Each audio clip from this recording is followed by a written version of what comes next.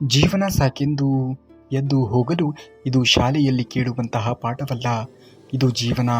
ಅರ್ಥವಾಗದೇ ಇದ್ದರೂ ಕೂಡ ಕೇಳಬೇಕು, ಕುಳಿತುಕೊಳ್ಳಬೇಕು, ಅನುಭವಿಸಬೇಕು. ಇದೇ ನಮ್ಮ ಜೀವನ. ನಿಮ್ಮ ಗುರಿ ತಲುಪಲು ಬೆನ್ನು ಕೊಟ್ಟವರನ್ನು ಎಂದಿಗೂ ಕೂಡ ಕಡೆಗಣಿಸಬೇಡಿ. ಅವಕಾಶ ಸಿಕ್ಕರೆ ಕಾಲು ಎಳೆದು ಕೆಡವಿ ಬಿಡುವ ಈ ಜಗತ್ತಿನಲ್ಲಿ ನಿನ್ನ ಯಶಸ್ಸಿಗೆ ಬೆನ್ನು ಕೊಟ್ಟು ನಿಲ್ಲುವವರು ಸಿಗುವುದು ತುಂಬಾ ಅಪರೂಪ.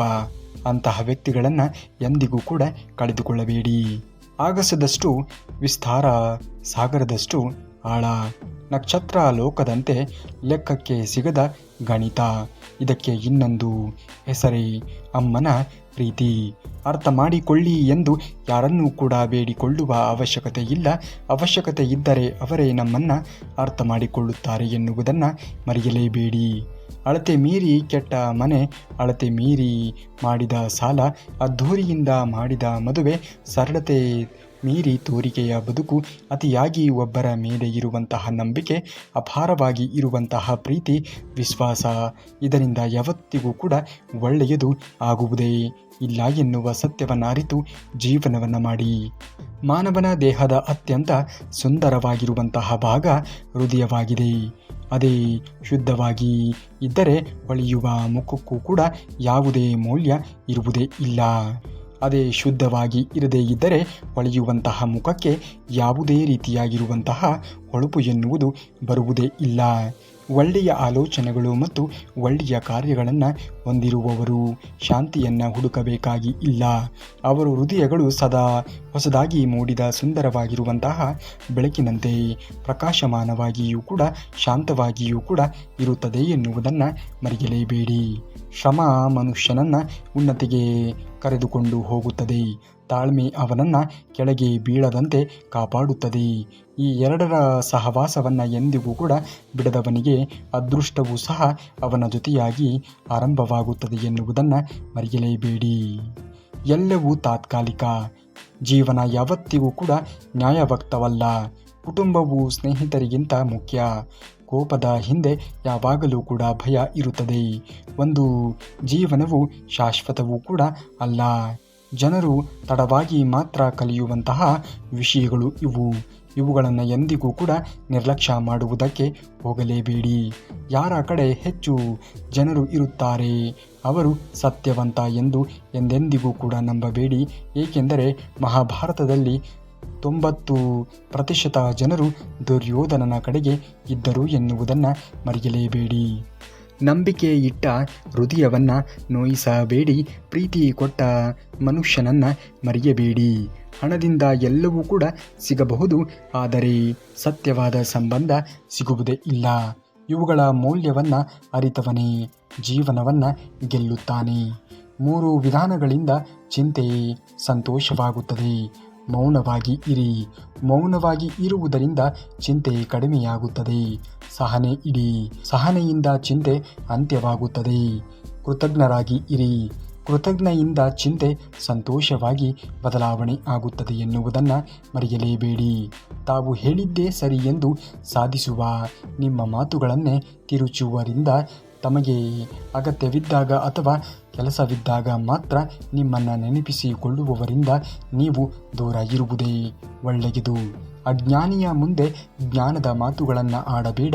ಏಕೆಂದರೆ ಮೊದಲು ಅವನು ವಾದ ಮಾಡುತ್ತಾನೆ, ನಂತರ ತನ್ನ ಸೋಲನ್ನು ಕಂಡು ನಿನ್ನ ಶತ್ರುವಾಗುತ್ತಾನೆ. ಇದನ್ನು ಎಂದಿಗೂ ಕೂಡ ಮರೆಯಲೇಬೇಡ. ಕಾಲ ಎಲ್ಲರಿಗೂ ಕೂಡ ನೋವನ್ನು ಕೊಟ್ಟೇ ಕೊಡುತ್ತದೆ. ಏಕೆಂದರೆ ಕಾಲ ಸೂಚಿಸುವ ಗಡಿಯಾರದಲ್ಲಿ ಇರುವುದು ಸುಳ್ಳುಗಳು ಮಾತ್ರ. ಇವುಗಳನ್ನು ಮರೆಯಲೇಬೇಡ. ಇತರರಿಂದ ಸದಾ ದೂರ ಇರಿ. ನೀವು ಸೋತಾಗ ಸಂಭ್ರಮಿಸಿ, ಗೆದ್ದಾಗ ಮೌನವಾಗಿ ಇರುವುದರಿಂದ ದೂರ ಇರಿ. ಭೇಟಿಯಾದಾಗಲೆಲ್ಲ ಕೂಡ ನಿಮ್ಮ ಉತ್ಸಾಹವನ್ನು ಮತ್ತು ಸಕಾರಾತ್ಮಕವಾಗಿರುವಂತಹ ಶಕ್ತಿಯನ್ನು ಕುಗ್ಗಿಸುವವರಿಂದ ನೀವು ದೂರ ಇರುವುದೇ ಒಳ್ಳೆಯದು. ಯಾವುದಾದರೂ ಒಂದು ವಿಷಯ ನಿಮಗೆ ಕೆಟ್ಟದ್ದಾಗಿ ಕಂಡರೆ 2 ರೀತಿಯಲ್ಲಿ ನೀವು ಯೋಚನೆಗಳನ್ನು ಮಾಡುವುದನ್ನು ನೋಡಬೇಕು. ವ್ಯಕ್ತಿ ಮುಖ್ಯವಾದರೆ ಆ ವಿಷಯವನ್ನು ಮರೆತು ಬಿಡಿ. ವಿಷಯ ಮುಖ್ಯವಾದರೆ ಆ ವ್ಯಕ್ತಿಯನ್ನು ಮರೆತು ಬಿಡುವುದು ಒಳ್ಳೆಯದು. ನಾವು ಕೆಟ್ಟವರಾದರೂ ಕೂಡ ಅಥವಾ ಒಳ್ಳೆಯವರಾದರೂ ಕೂಡ ಜನ ಬಿಟ್ಟು ಹೋಗುತ್ತಾರೆ. ಇಲ್ಲಿ ಎಲ್ಲರೂ ಕೂಡ ನಮ್ಮ ಭದ್ರತೆಯನ್ನು ನೋಡಿಕೊಂಡು ಇರುವವರೇ ಆಗಿದ್ದಾರೆ ವಿನಃ ಮನಸ್ಸನ್ನು ನೋಡಿ ಜೊತೆಗೆ ಇರುವವರು ಯಾರೂ ಕೂಡ ಇಲ್ಲ ಎನ್ನುವುದನ್ನು ಮರೆಯಬೇಡಿ. ಹೃದಯಹೀನರ ಹತ್ತಿರ ಪ್ರೀತಿಯನ್ನ ಭಿಕ್ಷೆ ಬೇಡಬೇಡ. ಹೆತ್ತವರೆದುರು ಎದೆ ಕೊಟ್ಟು ಮಾತನಾಡಬೇಡ. ಬಾಯಾರಿದಾಗ ನೀರು ಕೊಟ್ಟ ಮನೆಯವರನ್ನ ಮರೆಯಬೇಡ. ಯಾರನ್ನು ಅತಿಯಾಗಿ ನಂಬಿ ಮೋಸ ಹೋಗುವುದಕ್ಕೆ ಹೋಗಲೇಬೇಡ. ಅರ್ಜುನ, ನನ್ನವರೇ ನನ್ನ ವಿರುದ್ಧ ನಿಂತರೆ ಹೇಗೆ ಹಾರಾಡಲಿ, ಹೇಗೆ ಹೋರಾಡಲಿ? ಕೃಷ್ಣ ಹೇಳುತ್ತಾನೆ, ನಿನ್ನ ವಿರುದ್ಧವಾಗಿ ನಿಂತವರು ಹೇಗೆ ನಿನ್ನವರಾಗಿರುತ್ತಾರೆ ಪಾರ್ಥ? ಇದು ಸತ್ಯವಾಗಿರುವಂತಹ ಮಾತು ಅಲ್ಲವೇ? ಏನನ್ನೋ ಪಡೆದು ಇನ್ನೇನೋ ಕಳೆದುಕೊಳ್ಳಬೇಕು, ಏನನ್ನೋ ಕಳೆದುಕೊಂಡು ಇನ್ನೇನೋ ಪಡೆಯಬೇಕು. ಇದೇ ಜೀವನ. ಆಕಾಶ ಮತ್ತು ಅವಕಾಶ ಎರಡೂ ಒಂದೇ ರೀತಿ. ನಾವು ತಲೆ ಎತ್ತಿ ನೋಡದೇ ಇದ್ದರೆ ಆಕಾಶ ಕಾಣಿಸದು. ನಾವು ಹುಡುಕಲು ಹೊರಟಿದ್ದರೆ ಅವಕಾಶ ಸಿಗುವುದೇ ಇಲ್ಲ. ಒಮ್ಮೊಮ್ಮೆ ಬೇಜಾರಾಗುತ್ತದೆ, ಆದರೂ ಅದನ್ನು ಮರೆತು ಮಾತನಾಡುತ್ತೇವೆ. ಮತ್ತೆ ಮತ್ತೆ ಅದೇ ನೋವು ಆದಾಗ ಆ ವ್ಯಕ್ತಿ ಯಾರೇ ಆಗಿರಲಿ ಅವರ ಜೊತೆಗಿನ ಸಂಬಂಧ ಬೇಡ ಅನಿಸಿ ದೂರ ಹೋಗೋಣ ಎಂದು ಅನಿಸಿಬಿಡುತ್ತದೆ. ಇದು ಸತ್ಯವಾಗಿರುವಂತಹ ಮಾತು ಅಲ್ಲವೇ? ಜೀವನದ ನೀತಿ ಸೂತ್ರಗಳು ಇವುಗಳನ್ನು ನಿಮ್ಮ ಜೀವನದಲ್ಲಿ ಅಳವಡಿಸಿಕೊಂಡು ಜೀವನ ಮಾಡುವುದನ್ನು ನೋಡಿ. ಅನ್ನದ ಮೇಲೆ ಸೊಕ್ಕು ತೋರಿಸುವವ ರೋಗಿಯಾಗುತ್ತಾನೆ. ಹೆಣ್ಣಿನ ಮೇಲೆ ಸೊಕ್ಕು ತೋರಿಸುವವ ಬ್ರಹ್ಮಚಾರಿಯಾಗುತ್ತಾನೆ.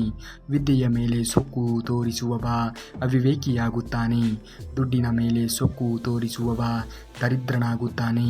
ಇವುಗಳನ್ನು ಅರಿತು ನಿಮ್ಮ ಜೀವನದಲ್ಲಿ ಇವುಗಳನ್ನು ನೀವು ಅಳವಡಿಸಿಕೊಂಡು ಜೀವನ ನಿರ್ವಹಿಸುವುದನ್ನು ನೋಡಿ. ವಿಪರ್ಯಾಸವಾದರೂ ಕೂಡ ಇದು ಸತ್ಯ. ಜನರು ನಮ್ಮನ್ನು ನಿರ್ಲಕ್ಷಿಸಿದರೆ ನಾವು ಕಾಯುತ್ತೇವೆ. ಅದೇ ನಾವು ಅವರನ್ನು ನಿರ್ಲಕ್ಷಿಸಿದರೆ ನಮ್ಮನ್ನು ದ್ವೇಷ ಮಾಡುವುದಕ್ಕೆ ಶುರು ಮಾಡುತ್ತಾರೆ. ಯಾರೂ ಒಬ್ಬ ವ್ಯಕ್ತಿಯನ್ನು ಸಮಯಕ್ಕೆ ತಕ್ಕಂತೆ ನಂಬಿಸಿ ಮೋಸ ಮಾಡುತ್ತಾರೆಯೋ ಅಂಥವರಿಗೆ ಆ ಸಮಯವೇ ಒಂದು ದಿನ ತಕ್ಕ ರೀತಿಯಾಗಿರುವಂತಹ ಪಾಠವನ್ನು ಕಲಿಸುತ್ತದೆ ಎನ್ನುವುದನ್ನು ಮರೆಯಲೇಬೇಡಿ. ಅರ್ಥಪೂರ್ಣ ಬದುಕು ಅಂದರೆ ಸಿರಿವಂತನಾಗುವುದು, ಬುದ್ಧಿವಂತನಾಗುವುದು, ವಿಖ್ಯಾತನಾಗುವುದು ಅಲ್ಲ, ಬದಲಿಗೆ ನೈಜತೆಯಿಂದ ಸರಳತೆಯಿಂದ ಬದುಕುವುದು, ಇತರರಿಗಾಗಿ ತನ್ನನ್ನೇ ಮುಡುಪಾಗಿಸುವುದು. ಶ್ರೀಗಂಧವನ್ನು ಬಚ್ಚಿಡಬಹುದು, ಆದರೆ ಅದರ ಸುಗಂಧವನ್ನು ಬಚ್ಚಿಡಲು ಸಾಧ್ಯವಿಲ್ಲ. ಹಾಗೆಯೇ ಒಳ್ಳೆಯವರನ್ನು ನಿರ್ಲಕ್ಷ್ಯ ಮಾಡಬಹುದು, ಆದರೆ ಒಳ್ಳೆಯತನವನ್ನು ಎಂದಿಗೂ ಕೂಡ ನಿರ್ಲಕ್ಷ್ಯ ಮಾಡುವುದಕ್ಕೆ ಸಾಧ್ಯವೇ ಇಲ್ಲ. ಸತ್ಯ ಹೇಳಿದಾಗ ಬೈಗುಳದ ಪರಿಮಳ, ಸುಳ್ಳು ಹೇಳಿದಾಗ ಆತ್ಮವಂಚನೆ. ಸತ್ಯ ಹೇಳುವ ಅನಿವಾರ್ಯತೆಯಲ್ಲಿ ಹರಿಶ್ಚಂದ್ರನಂತೆ ಹಿಡಿಯಲಿಲ್ಲ ಸತ್ಯದ ದಾರಿ. ಸುಳ್ಳಾಡದೆ ಮೌನಕ್ಕೆ ಶರಣಾಗಿ ಕಂಡುಕೊಂಡಿದ್ದು ಬದುಕುವ ದಾರಿ. ಖಾರಕ್ಕೂ ಅಹಂಕಾರಕ್ಕೂ ಒಂದೇ ವ್ಯತ್ಯಾಸ. ಖಾರಕ್ಕೆ ನಾವೇ ನೀರು ಕುಡಿಯುತ್ತೇವೆ, ಅಹಂಕಾರಕ್ಕೆ ಕಾಲವೇ ನಮಗೆ ನೀರನ್ನು ಕುಡಿಸುತ್ತದೆ. ಮುಖಕ್ಕೆ ಬಣ್ಣ ಹಚ್ಚಿಕೊಂಡು ನಾಟಕವಾಡುವವರನ್ನು ಗುರುತಿಸಬಹುದು, ಆದರೆ ಮನಸ್ಸಿಗೆ ಬಣ್ಣವನ್ನು ಹಚ್ಚಿಕೊಂಡು ನಾಟಕ ಆಡುವವರನ್ನು ಗುರುತಿಸುವುದಕ್ಕೆ ಆಗುವುದೇ ಇಲ್ಲ. ಮನುಷ್ಯ ರೋಗಕ್ಕೆ ಭಯಪಟ್ಟು ಊಟವನ್ನು ಬಿಡುತ್ತಾನೆ, ಬಿಪಿಗೆ ಭಯಪಟ್ಟು ಉಪ್ಪನ್ನು ಬಿಡುತ್ತಾನೆ, ಆದರೆ ದೇವರಿಗೆ ಭಯಪಟ್ಟು ಪಾಪ ಮಾಡುವುದನ್ನು ಎಂದಿಗೂ ಕೂಡ ಮನುಷ್ಯ ಬಿಡುವುದೇ ಇಲ್ಲ. ವ್ಯಕ್ತಿತ್ವ ಸ್ವಲ್ಪ ಕಠೋರವಾಗಿ ಇರಬೇಕು, ಇಲ್ಲವಾದರೆ ಕೆಲವು ಸಂದರ್ಭಗಳಲ್ಲಿ ನಮ್ಮ ಅತ್ಯಂತ ಸರಳತೆ ಹಾಗೂ ಸವಿ ನುಡಿಗಳನ್ನು ನಮ್ಮ ದೌರ್ಬಲ್ಯ ಮತ್ತು ನಟನೆ ಎಂದು ಪರಿಗಣಿಸಿಬಿಡುತ್ತಾರೆ. ಯಾರು ನಮ್ಮ ಪರಿಸ್ಥಿತಿ ಹಾಗೂ ಭಾವನೆಗಳನ್ನು ತಿಳಿದ ನಂತರವೂ ಕೂಡ ನಮ್ಮನ್ನು ನೋಯಿಸುವವರು ಅವರೆಂದಿಗೂ ಕೂಡ ನಮ್ಮವರಾಗುವುದಕ್ಕೆ ಸಾಧ್ಯವೇ ಇಲ್ಲ. ಅಂಥವರಿಂದ ದೂರ ಇರುವುದೇ ಒಳ್ಳೆಯದು ಎನ್ನುವುದನ್ನು ಮರೆಯಲೇಬೇಡಿ. ನನ್ನವರು ಇಲ್ಲಿ ನನ್ನವರೆಂದು ತಿರುಗಿ ಕಂಡಾಗ ಬೆಳಕಿನಲ್ಲಿ ಜೊತೆಗಿದ್ದ ನನ್ನದೇ ನೆರಳು ಕೂಡ ಕತ್ತಲಲ್ಲಿ ಕಾಣೆಯಾಗಿತ್ತು. ಅರಿವಿಗೆ ಬಂತು, ಆಗಲೇ ನನ್ನ ಪ್ರಶ್ನೆಗೆ ಉತ್ತರ ಎನ್ನುವುದು ಸಿಕ್ಕಿತ್ತು. ಜೊತೆಗೆ ಇರುವವರೆಲ್ಲರೂ ಕೂಡ ನಿನ್ನವರೇ ಎಂದು ಬೀಗಬೇಡ. ಅವರವರಿಗೆ ಬೇಕಾದವರು ಜೊತೆಯಲ್ಲಿ ಇದ್ದಾಗ ನಿನ್ನನ್ನು ಕಡೆಗಣಿಸುವವರನ್ನು ಕೂಡ ನಾವು ನೋಡಿದ್ದೇವೆ ಎನ್ನುವುದನ್ನು ನೀನು ಮರೆಯಲೇಬೇಡ.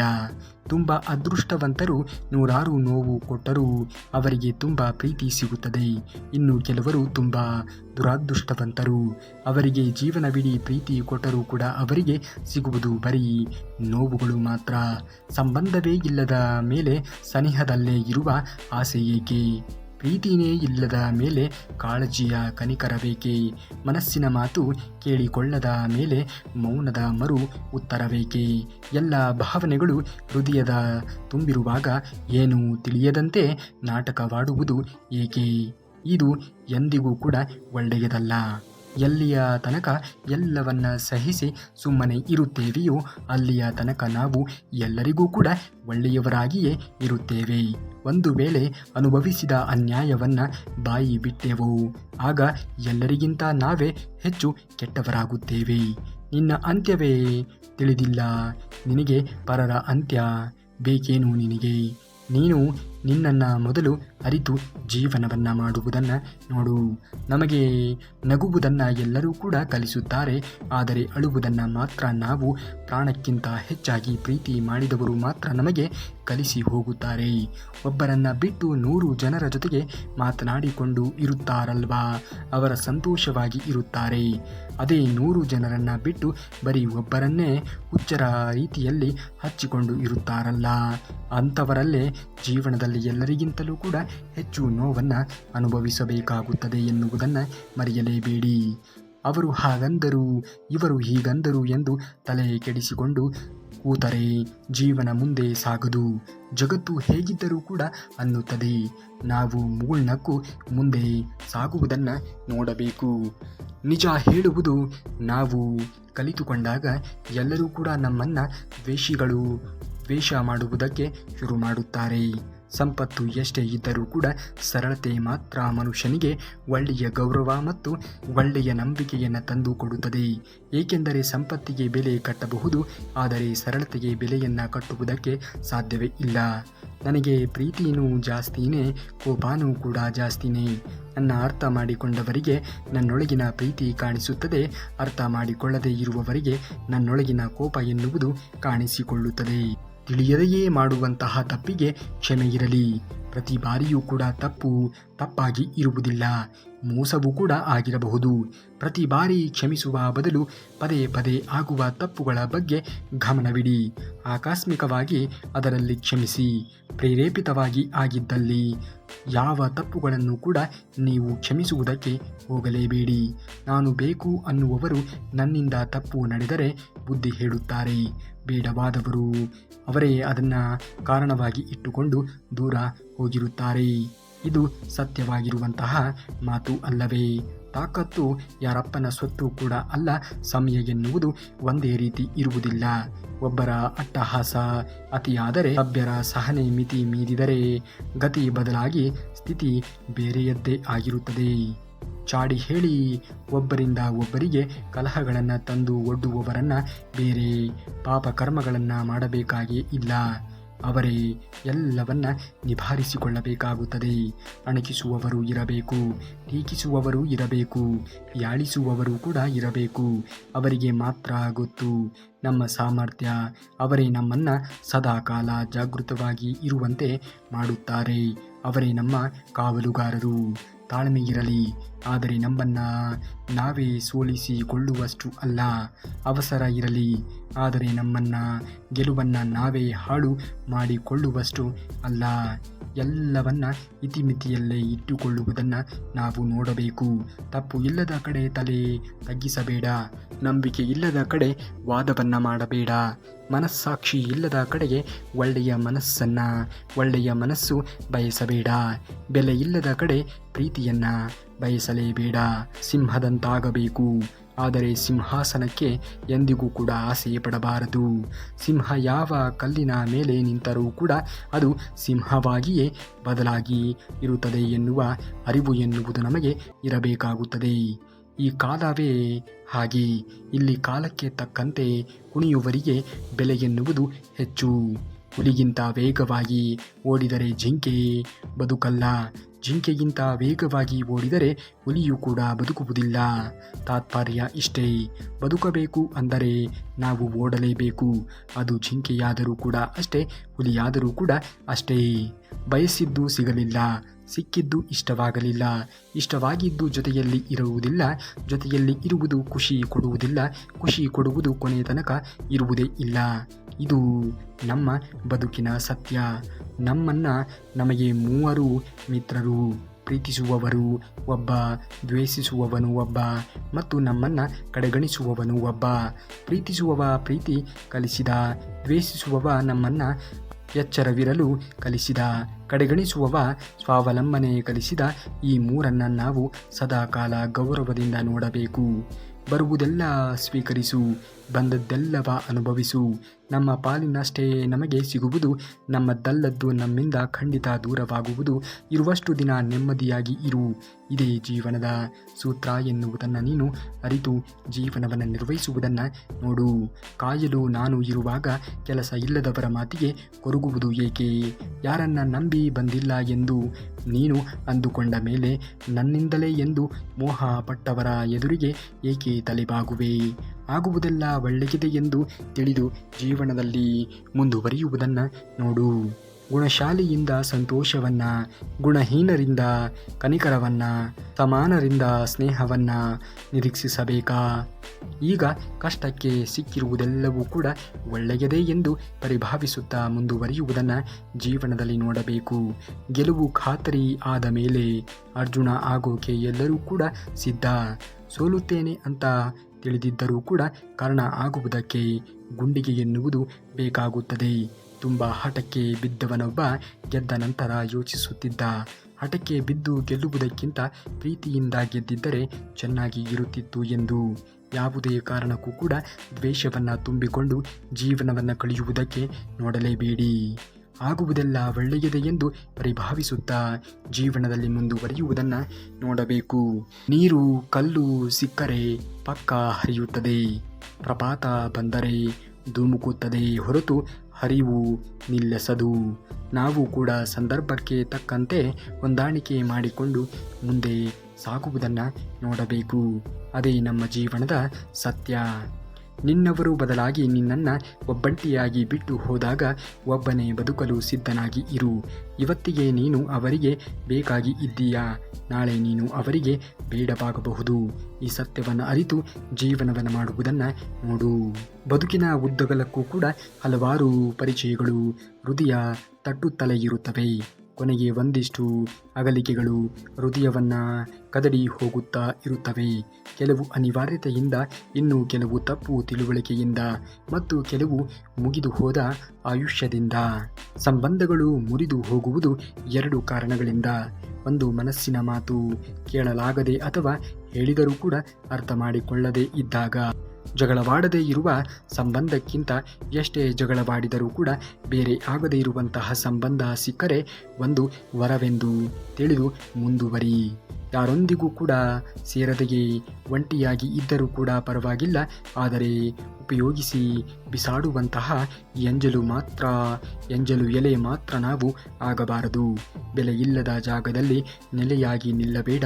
ಸಾವಿಗೂ ನೋವಿಗೂ ಒಂದೇ ಅಕ್ಷರ ವ್ಯತ್ಯಾಸ ಅಷ್ಟೇ. ಸಾವು ಒಂದೇ ಸಲ ಕೊಂದರೆ ನೋವು ಪ್ರತಿ ಕ್ಷಣವೂ ಕೂಡ ಕೊಲ್ಲುತ್ತದೆ.